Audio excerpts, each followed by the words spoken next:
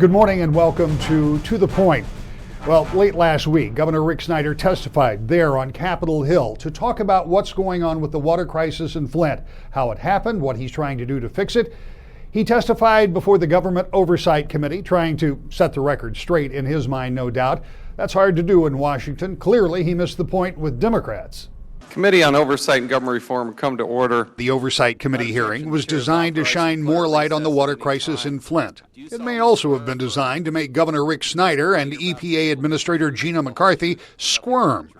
On the second point, at least, it succeeded. Doing water testing, doing blood testing, Governor and to be open Snyder, with you, I wish more would have been done. Plausible deniability only works when it's plausible, and I'm not buying that you didn't know about any of this until October 2015. You were not in a medically induced coma for a year. Well, so you have to look at how the law works, and we did. Yeah, you know what? And it failed. You failed. You had that under the law, and you didn't do it. No, sir, I did not have that under the law. Yes, you did. As for hearing anything new about the crisis in Flint, there wasn't much, but lawmakers made it clear they decided who was to blame. While Republicans said there was enough blame to go around, they singled out the EPA as a principal bad player. Democrats took aim directly at Snyder. Governor, it seems like there are two basic possibilities. Either your chief of staff told you about these concerns and you did nothing, or he didn't tell you and you are an absentee governor. As for Governor Snyder, he repeated what he said in January as a way to reassure lawmakers and maybe some people back home. I stood up in front of the entire state of Michigan in my State of the State address and said, these people that made these terrible decisions that showed a clear lack of common sense failed us. But since they work for me, I am responsible for their actions. And I take that responsibility, and I kick myself every single day about what I could have done to do more. It is unclear what, if anything, will come out of these oversight hearings or if there will be any more. Earlier, we talked with the Michigan Democratic Party Chairman, Brandon Dillon, about his take on the recent Michigan presidential primary. Talk to me a little bit about your perspective, where we are with Governor Snyder, the Flint water crisis, and what's happening here. Earlier in the week, you had asked that the governor go into his own pocket for some legal fees rather than going into dollars and cents out of his office. Explain that to me. Well, not necessarily out of his own pocket, but to set up a legal defense fund. It's unprecedented that a elected official who is under potentially criminal investigation, there's an active FBI investigation, and the governor himself has hired criminal defense attorneys to represent him and do legal work for him. He's asking the taxpayers to pick up the cost to the tune of about $1.2 million. And just today, former Attorney General Frank Kelly, someone I think who has respect on both sides of the aisle, said that if he was Attorney General, he would not allow that to happen. Politicians like Rod Blagojevich, Kwame Kilpatrick, Todd Corser, Cindy Gamrat, people who are under investigation set up a legal defense fund. It's outrageous, frankly, that the governor thinks that taxpayers should foot the bill to defend him in an investigation for a crisis he created. So we've called on the State Administrative Board to reject his request for that money, and if they do not reject that request, the House Democrats and Senate Democrats are prepared to try to strip a commensurate amount, $1.2 million, out of his office budget. What is the end game? Because I think that both the governor and those members of the legislature that are Republicans and Democrats are still trying to find answers and solutions. But you talk about potential criminal investigations or criminal charges.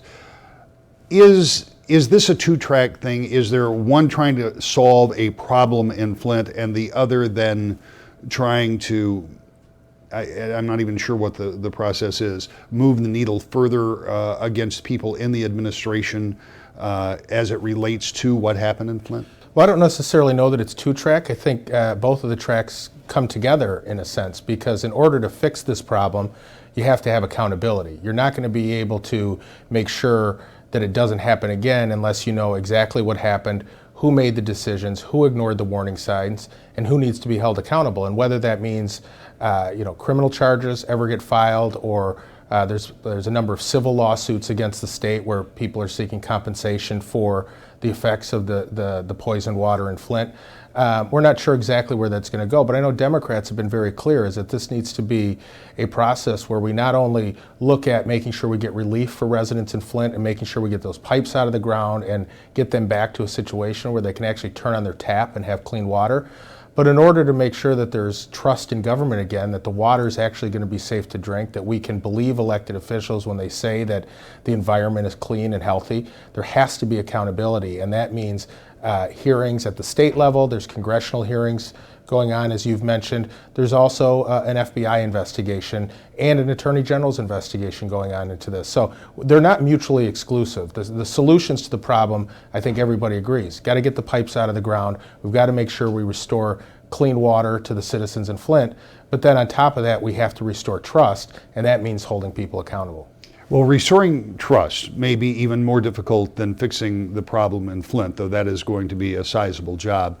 So big, in fact, that the Democratic National Committee decided to hold a debate for the presidential candidates with Secretary Clinton, Senator Sanders. You were there. We all watched just prior to that big Tuesday election in Michigan, and we looked at the numbers and we saw the polls, and we knew that Secretary Clinton, who has long roots in this state, who has won here before, whose husband has won here before, was going to have a victory of some sort. In fact, I was so bold as to say that if Senator Sanders could come within single digits, since he was being shown 20 plus points behind, that would be somewhat of a moral victory for him and give him some kind of a reasoning and a path forward. Well, he did come within single digits, except he won. That's correct. I didn't see that coming at all. As the chairman of the party, were you seeing that kind of information? You know, what we were seeing was both campaigns spending a lot of time in Michigan and saying that the polls that you were seeing in the public were not reflective of what their numbers were showing. I think both campaigns, and Senator Sanders was even a little astonished when the results came in, thought it was going to be a tight race, but the edge would probably go to Secretary Clinton. But when you look back on it, I don't think it's really that surprising, given the message that Senator Sanders has talked about, that resonates, I think, deeply with voters in Michigan when you're talking about the inequality in the economic system, how Michigan has suffered under some bad trade deals. I mean, there's a real economic angst out there that Senator Sanders has tapped into, but let's not forget, this was essentially a 50-50 race.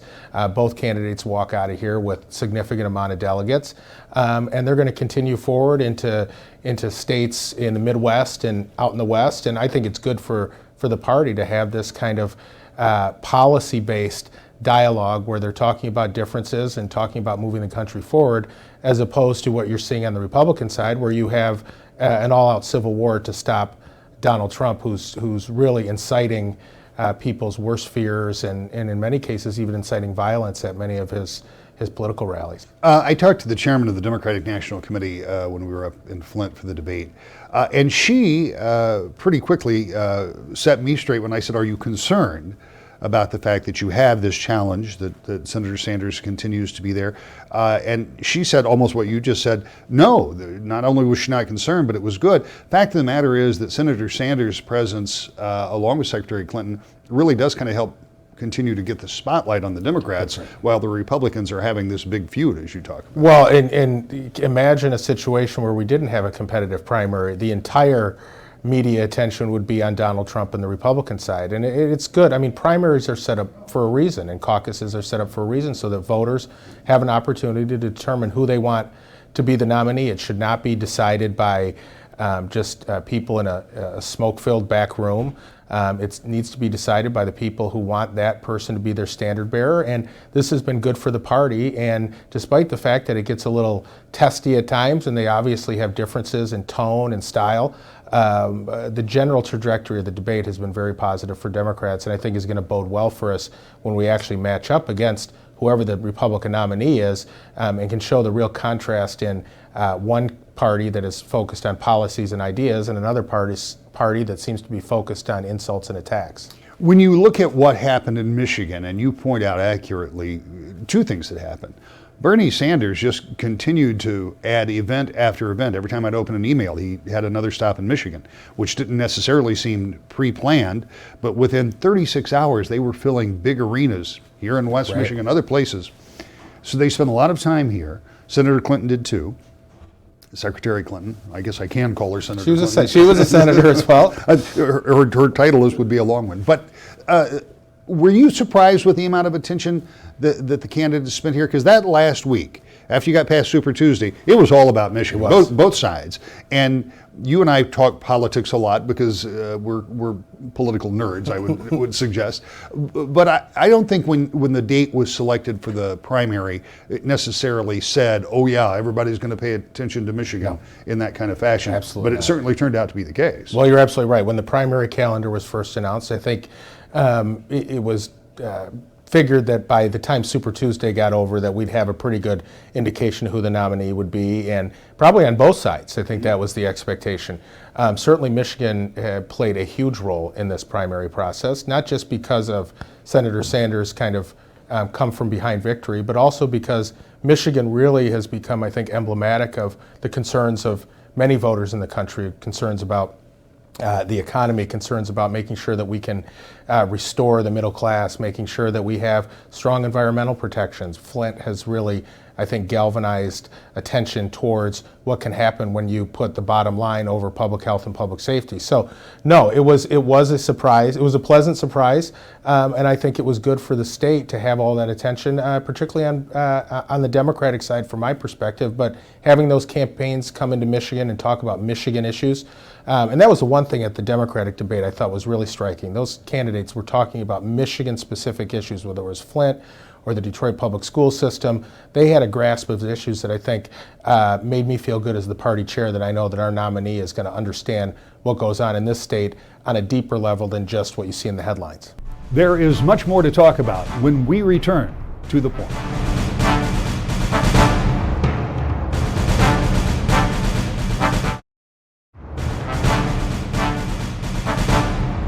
Welcome back to the Point. This morning we have been talking about what's happening here in Washington over the past few days, the presidential primary and more, but there's something else that may have been off your radar.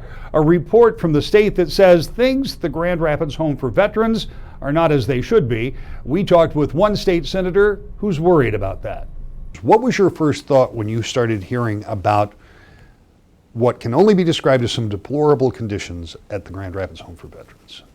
So I had, during my legislative career, heard rumors, but could never put my fingers. And I saw the stories that you did and others did. And when I heard that the audit was coming out and it was not going to be positive, I thought, well, I need to get my handle on what's the history been. And I started researching the history and saw a pattern of, it may not always have been the same problem, but similar manifestations, like antiquated accounting system. We always seem to get dinged on something about finances. Not that anybody was doing anything wrong, but they weren't doing proper accounting standards. And there always seemed to be these little issues. And so I dug in and learned as much as I could, because I've only been on this committee a little bit over a year. I've never dealt in depth with these issues. So then when I saw the audit summary, which came out prior to the audit, my mind, it was just blown away. I just couldn't believe it. And being able to talk to the Auditor General and just learn, how do you audit? Walk me through it. What does this mean? And I wish it could have been as something as simple as everybody said, we need a new contract, we need new workers who are the CENAs. It wasn't that simple. It didn't matter the employee group, if you were a state employee or not a state employee. We had major problems, and it really came down to, I believe, failed leadership. Now, not leadership intended to do anything wrong, but leadership over decades. This was not just a 2-year problem, a 4-year problem. This was a problem for a long time, and I think because the audit came out publicly, the media was right on it. You saw a very good response from the governor saying, we have to make changes. I've got a lot of hope for the leadership going forward for the future. But if you've had problems for this many years, I can't give you trust. Because in 2013, that audit came out, trust us, we'll fix the problems. A number of those were in the 15 audit. I can't trust you. I want you to help me to figure out where's an outside party that can do accountability. Because I can't trust your self-reporting. We've had reports that have said things are great. The audit proved they weren't great. And so I've been working with the new leadership and saying, you have to earn my trust. I can't give you my trust. And they've been great at saying, you're right, you shouldn't just trust what we say. I have a lot of faith in Leslie, the new CEO of the United Health Systems for the Veterans Home. Jim Redford, well known in Grand Rapids. What an incredible person. And he's been very honest about the failures of the home and his interest in working with us, partnering with us, not saying you stay in your lane, I'll stay in my lane, we'll fix the problem, trust us, but saying, Margaret, how can we come together? We're going to solve this together. So I have a lot of hope, and over time, I hope they can earn my trust. Well, if we go back just a little bit and you talk about the governor's response was immediately saying they needed a change of leadership, we should point out that he was changing leadership that he had put in place. So this wasn't just going back and replacing somebody that was from another administration. And they have taken, they being the state government, being the administration, both this and the past at least, have taken a swing at this a couple of times. And I might say, without being unduly harsh, a swing and a miss, because it hasn't fixed the problem. What were some of the things that were the most stark? I mean, one of the things I know they were talking about that they had these fall alarms that weren't being responded to properly. And so the response to that was, well, let's get rid of the fall alarms, which I'm not a medical care professional. But if that's my grandfather that is in that home, I don't want them to fall and nobody knows about it. So I think all of us who respect our veterans were a little bit horrified by some of the responses. What was your takeaway from that? Well, that was my first response when they said, let's get rid of the fall alarms. And then Leslie Shanlian, she described it very well in committee. And she said, the solution had been to put a fall alarm on people. Why do you put a fall alarm on them? Because you haven't figured out why they're falling and you're not watching them. We're supposed to be preventing them from falling. A fall alarm is supposed to be for someone you haven't been able to resolve the solution and there's no better solution. And they've actually been looking at each person and going, why are they falling? How can we prevent them from falling? And they had given cases that if your first response to somebody falling is let's put a fall alarm on them, you're not actually looking at the long term. So immediately I said, oh, you're just eliminating these fall alarms, with no accountability. And she showed us the assessment that her staff was doing on the people at the home. And then he went, somebody's caring about the person. And so when we went through some of the different problems and we had some pushback, I don't know, this doesn't look like you're fixing it. And she took the time to walk us through it. And she did this in committee. And he went, here's somebody with the expertise who really cares about having a long-term good outcome for the people in the home. And something that really, that struck a chord with me is her and Jim Redford said, this is a home. We need to make sure that we treat them. This is their home. This isn't some hospital setting. We've got to be looking out for their best interest because it's their home. And so bringing that personal element and to see that kind of investment.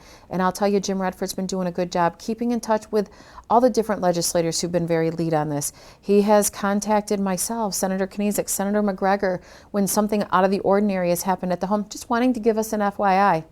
We've never gotten that before. And so they understand that we want to be partners in ensuring quality care and a great home for our veterans. I can tell you as a reporter and perhaps as a senator, you have the same problem. And that explanation that you just gave, I think, kind of highlights this. I would go to try to find answers. And the answers were either obscured by people who didn't necessarily want to talk to me, and I don't have the ability of saying, well, I'm an elected official and you need to talk to me, or they were about medical issues that I probably didn't have the expertise to understand. Fall alarm, for example. There's an explanation that makes some sense. So if you actually have people now who are coming to you with these explanations, do you have a sense that that's a long-term thing, that this is something that they will do in the ongoing? This becomes the norm, not just the immediate aftermath to kind of say, okay, we've got it, that they're going to continue that communication? I do believe they will. You know, going through this process, Jim Redford has been on the job for a very short time, but he's already established a pattern. And keeping that pattern going, it's not just been he did it once, he's done it multiple times. With Leslie, she's establishing a pattern within the home of focusing on the patient. She is the first director that has actually had the background qualifications to run a home. It doesn't mean the previous directors of the homes were bad. They just didn't have that skill set. And so actually having that skill set there and all the people she's brought in has had the skill set to do the job. It wasn't just, oh, let's move this person from here to there. They know what they're doing and they're able to come to us. And I'll give you an example. Not sure yet what we want to do long term as far as all the capital improvements at the home. We know we have to do more capital improvements. And so the suggestion has been put out there. Maybe we should take the allocation suggested for this year. Maybe we need to take a second look. Maybe we don't allocate for that remodeling and we set it aside as a legislature so that we can do a full-blown long-term analysis. We don't want to spend money this year and then realize that what we want to do 4 years from now, it will have negated all that money. This is the first time that we're getting people who are looking at this long-term and engaging us. Too often, I think what you find in government is you have people who they're good at doing their jobs, they're not good at communicating with others, and they're very bad at communicating with us. They see us as politicians. We want to make everything political, but who approves the budget? We do. Who changes laws? We do. We don't rubber stamp what somebody who we've never met thinks might be a good idea. We have to hear hearings. And when somebody's mad at me, they know where I live. They know where I work. They know who my children are. I'm very accessible. And so sometimes people think we're a bother. But actually, we can be their best friends because we're the ones who pay the price for any good or bad decision. We're the ones held accountable. And so the people who work in state government, they shouldn't see us as an enemy. We have a very strong perspective. We had to listen to a lot of people to get here. And we've got a lot of people we can run ideas by. And so we're here to help improve government, to make sure it's doing the intended outcome, providing the services that's intended. And so I'm hoping that the culture within the Michigan Veterans Affairs Agency, under the leadership of Jim Redford, they will establish that pattern, that working with us is best for the long-term care and good of veterans. One of the difficulties in any facility that is dealing with people who need the kind of care that they need at the veterans home is that many of them don't want to be there. And so there is a natural inclination to say, I'm not getting good care because I don't want to be here in the first place.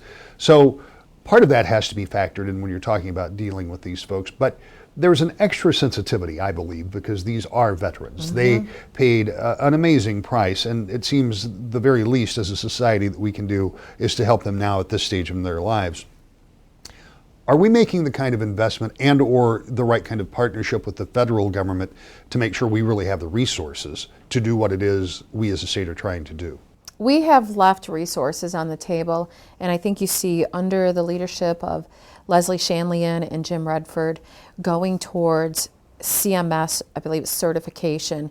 It's a higher standard. It allows us to get Medicaid, Medicare reimbursement that we're not getting today, which means you can, when you're getting more money coming in, you can provide more quality services. If you have multiple funding sources, that's better consistency and sustainability for the home. So instead of coming to the legislature mid-year and say, oops, we need money, you know that you can really handle the budget and care for your veterans properly. So I do believe we're taking the right steps. And what I like is they're keeping us in the loop on everything that they're doing to correct the problem. And they understand and agree they have to earn our trust. You know, no one's ever 100% happy, but the complaints that have come from the veterans in the home or from their family members, we're not talking about they want to have satellite TV or HBO. We're talking basic stuff. They'd like food that tastes good. And I know it can be hard for those on restricted diets.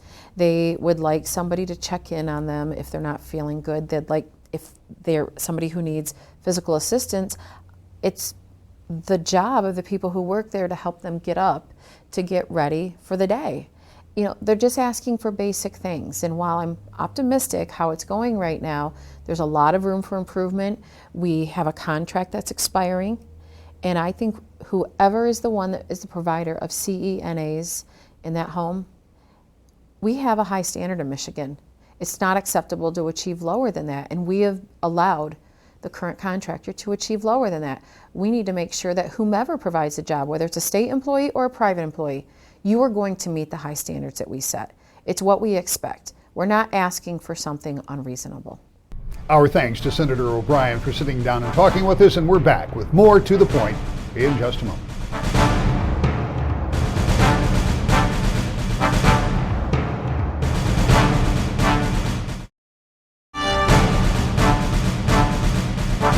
We'll be keeping an eye on things at the Grand Rapids Veterans Home, as well as more developments in Flint and following the presidential primary process as we continue a very busy 2016.